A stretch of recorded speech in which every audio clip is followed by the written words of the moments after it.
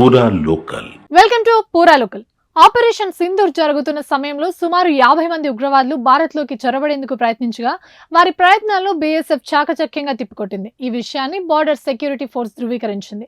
మే 8వ తేదీన 45 నుండి 50 మంది ఉగ్రవాదులను సరిహద్దు దాటించి భారత్లోకి పంపేందుకు దాయాది దళాలు తీవ్రంగా యత్నించాయి. ఇందుకోసం భారీగా షెల్లింగ్ కూడా చేపట్టినట్టు పేర్కొన్నాయి. మా జవాన్లు వారికి తీవ్ర స్థాయిలో నష్టం కలిగించారు. పెద్ద ఎత్తున ఉగ్రవాదులు సరిహద్దులు దాటేందుకు వస్తున్నట్లు మా వద్ద ముందే సమాచారం ఉందని బీఎస్ఎఫ్ డిప్యూటీ ఇన్స్పెక్టర్ జనరల్ తెలిపారు. వారి కోసం కాచుకు కూర్చుని గుర్తించగానే దాడులు నిర్వహించామన్నారు. ఆ గ్రూప్ లో దాదాపు 40 నుండి 50 మంది వరకు ఉన్నారు.